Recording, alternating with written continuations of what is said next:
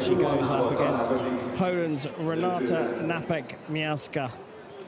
And they are both experimented fencers. They are fencing in international competition for a long time.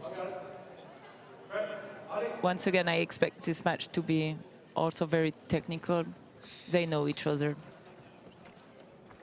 So semi-final number 2, Dennis Young refereeing this match. And it's Differt from Estonia on the right-hand side up against Knapik-Miazga from Poland on the left. Tough one to call, this one, Amber. No, it's okay. It's not the worst. And they are also both really nice fencers, you know, with ethics and fair play behavior. Yes. So it's great to have them. Estonia have had a pretty good time since winning their first medals in the Olympic Games. Lehis winning the first medal for Estonia in fencing in Tokyo, and then the team doing the big one. Yeah, I think in Estonia they had a very good period with these different fencers, and the level could go higher and higher because they were really fighting among each other. And we can see the result. I mean, it's great fencing that they are producing. And for a small country, quite a high level of high-level fencers. I mean, 5, 6, 7 fencers, women especially. But they also have now men fencing very well. And we can see that actually the junior men are coming stronger and stronger.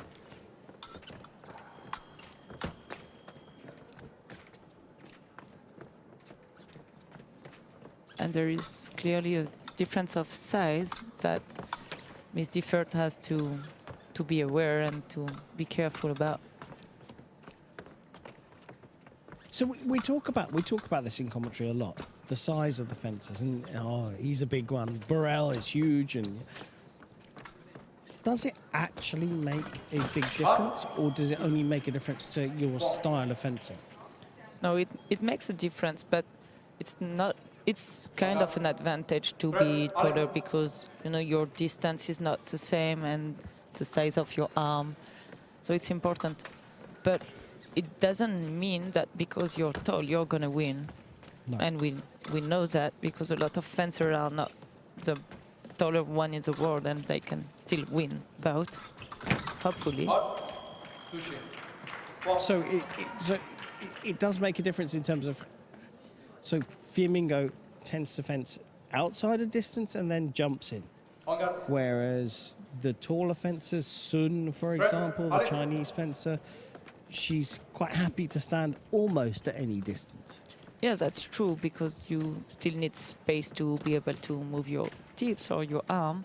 But you also have shorter people that are happy to fence with a bigger distance than the opposite. Yeah. So that's really depends also on your fencing style. Yes. But as we like to say, anyone can fence. Doesn't matter what shape or size you are. Exactly. That's why I think fencing is an amazing sport for that. You know, you don't need to be the tallest one. You can just be also smart or more physical, more tactical, more technical. I think fencing is really a complete sport. Universal, yeah. Even I could fence. Well, until I turned 50. You did fence. A long time ago. A long time ago. No one wants to see that. Maybe we can find out some videos. And the first passivity is coming, 1 minute without heat. And the new rules of passivity is it does not matter the score of the fencer. Both fencer will get P yellow card, P passivity card, and then it will be a P red card, and then we will go to black. So for the first, yellow and red, does not matter the score, both fencer will get the card. And for the P black, only the fencer with the lowest score will receive it. And in case they are both equal, both fencer will receive the black card, but the highest seeding ranking will win the match. Okay, so I spoke to your colleague David Baker yesterday. I said, what do you do at the end of the match when you have to give a P black? And he said, call DT. Yeah, exactly. That's the correct answer, because if the score is not equal, it's easy. The one who will win is the leader of the score. Of course. But if the score is tight, we don't know the ranking by heart. Personally, there is way too many fencers for me to remember that. So the decision belongs to the technical directory. We will ask him, and they will say the organizing committee there. Yeah. And so you would go to the DT to call this? Probably the DT for the final and will be close to the piece. Yeah. So here we go. It's the second period of the women's semi-final here. Number 2, Renata Knapik-Miazga against Nelli Differt. Poland versus Estonia. 3-3, and we've had a passivity card. But you very eloquently told us the rules of passivity, but it's changed from last year. It did, and actually I think it's more simple now to understand it, and we go directly from yellow, red, black, and not the yellow, red, red, black that we used to have. So just one red card and then straight to black. The difference is also does not matter the score. Both fencer will receive the first yellow and red. So tell me, from my ill-educated position, doesn't make such a difference. Another one. So that's the P red card we were talking about. And because it's a red card, both fencer will also have a hit against them. And they will start again from the en-garde line. So if there is again 1 minute without hit, both fencer will receive a P black card, but normally we won't get through that because they know it's not a good deal for the weakest ranked one. Yeah, well, Knapik-Miazga is the highest ranked fencer, so Differt has no choice here. She has to push. Yeah, especially now that the score is different.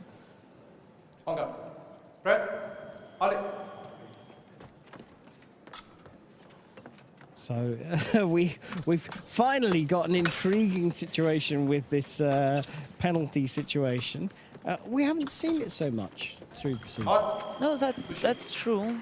I think maybe the fencers are less willing to play with the passivity because it's now shorter than before, and also and because the whole it idea goes. was to make them fence. Yeah, exactly. That the point of it's a combat sport, so they have to fight. But now we have a tight situation. Knapik-Miazga seems to be the one that's pushing, but actually Differt has taken the lead here. Nice and locked off. Yeah, that's why it's a nice parry post to touch.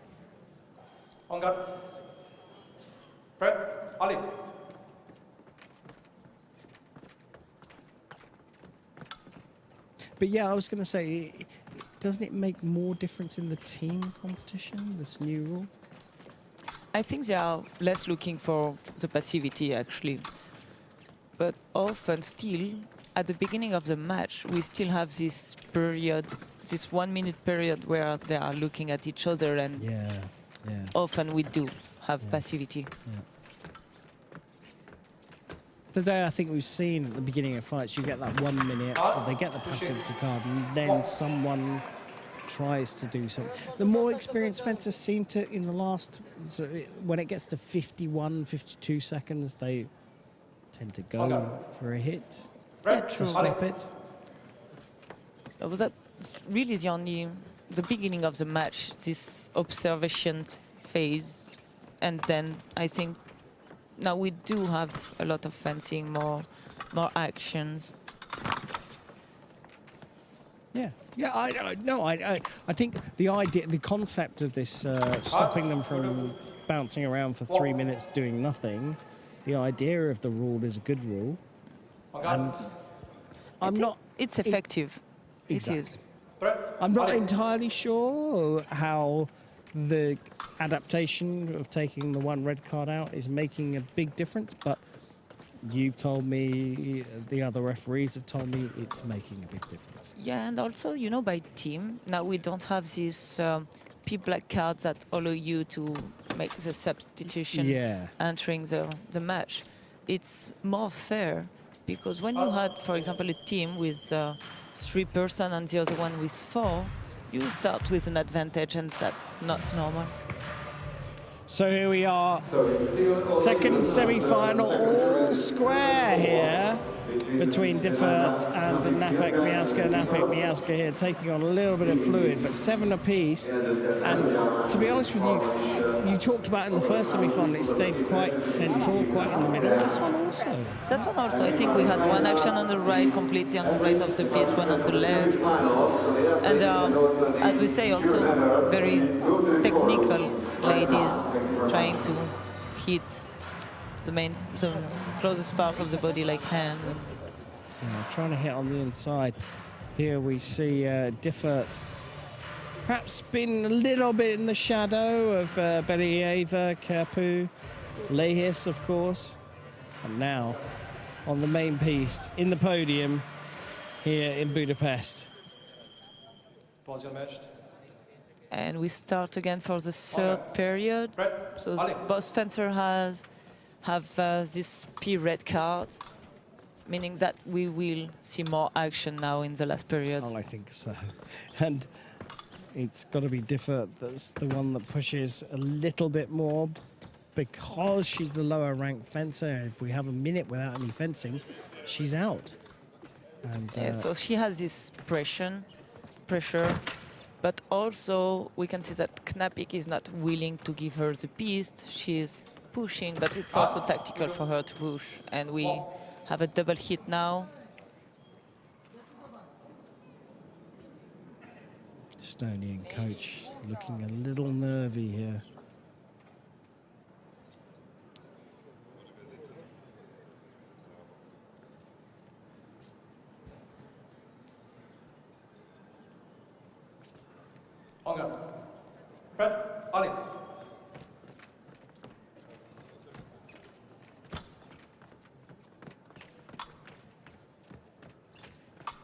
So Knapik-Miazga still pressing.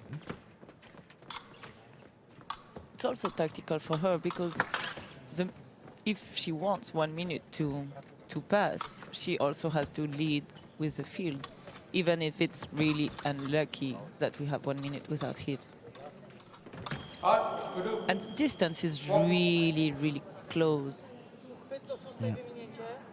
Yeah. And I'm not sure that Knapik is using her size yet, because she's pressing and pressing her opponent. And not using that long distance because Exactly. she's taller. Yeah.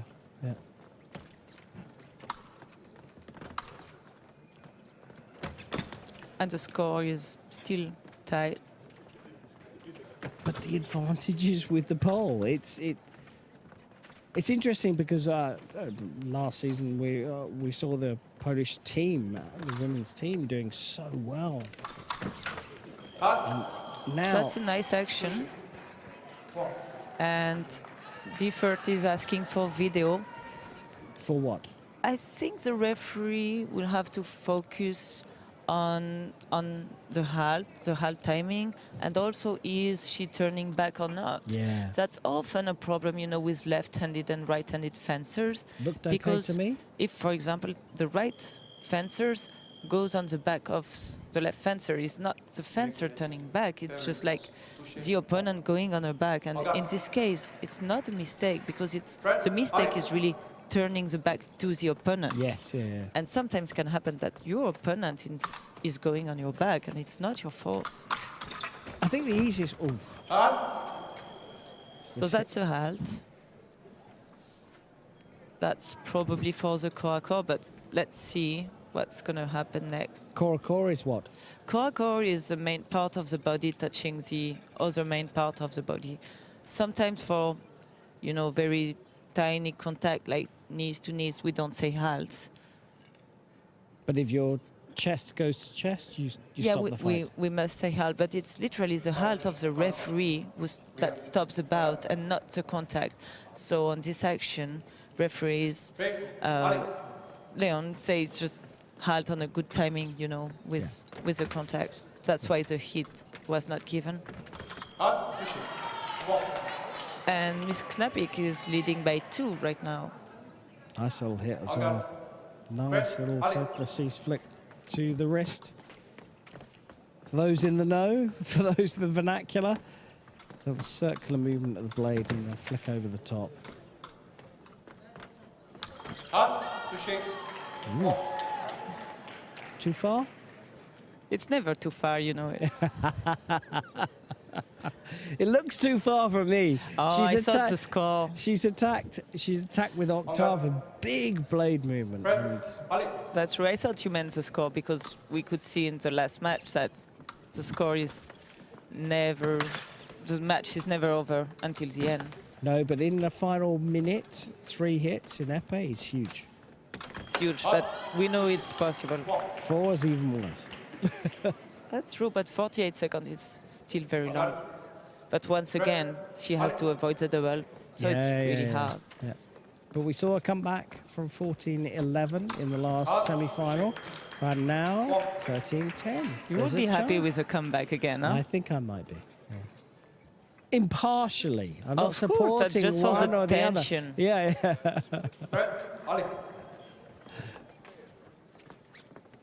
Just like I think in fencing we have this moment like with more subit, sudden death, and with equal score at 14-14. That's so emotional that everybody likes this moment. Yeah. Maybe not the fencer who Maybe not lose, the but referee. no, the referee also. It's you know, the fencers, they like to fence for the tension, for the emotion, but the referee is the same. We are also looking for this kind of adrenaline. And once again, Wow, look at this. Amber Siviero, you must come back to the commentary box every time you're at a competition. it's the fencers on the pist Yeah. did the actions, Oh, not but me. I'm but just you're happy making to see that. 14-14 happen twice already. Let's see. I think it's going to happen. That's really nice catch up. That was a very great parry riposte. Nice little octave riposte there, yeah, really nice. And now the score is tight again. 20 seconds to go. Differt. Wow, I was just about to say Differt seems to be pressing, but she's just decided to back off. That's often the problem, you know, when you catch up the score, most of people think, oh yeah, I've done it, but it's not enough. You need to score one more hit.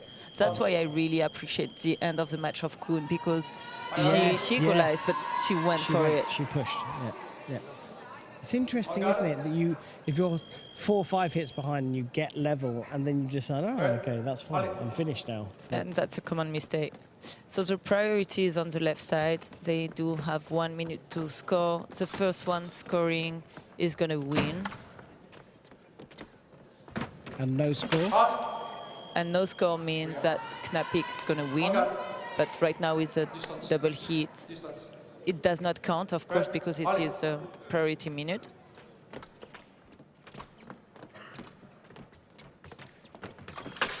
Once again, a double hit. It's close though, wasn't it? True. What the referee should pay attention at this moment is the distance.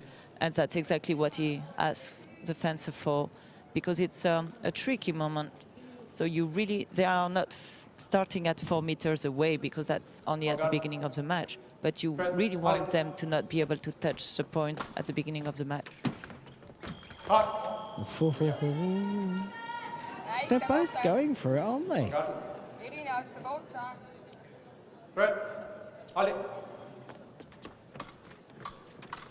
Do you feel the pole is just containing? No. Once again, that's impressive. So Differt is really going for the hit. And we talked about that later. The fencer need to be active. And right now we can see that Differt is really, really active for the hit. That's a very tense end of match. She keeps going octave though. She keeps going, taking the blade and going into the low line, doesn't she? Yeah, but probably Knapik will go for the hit soon because Differt is leading a lot. And see, she's going. She saw, but she predicted this octave and she went round it. Yeah, that's a great movement. She was right to do that because Differt was, you know, making pressure, and the distance was very close. So she did well to start. We can see that. Brilliant stuff there from Renata Knapik-Miazga. She goes through to the final of the Women's Epee Grand Prix here in Budapest. So Knapik-Miazga will face Anna Kun in the women's final. Brilliant stuff here. Coming up very shortly, we'll have the two men's semi-finals. Don't go too far, we'll be back very soon. Anna nagy örömünkre nem is akármilyen teljesítménnyel ismét bejutott tavaly után, tehát ismételten a fináléba, és ellenfele a lengyel Knapik-Miazga lesz. És akkor nincs megállás, hamarosan néhány percen belül folytatjuk is.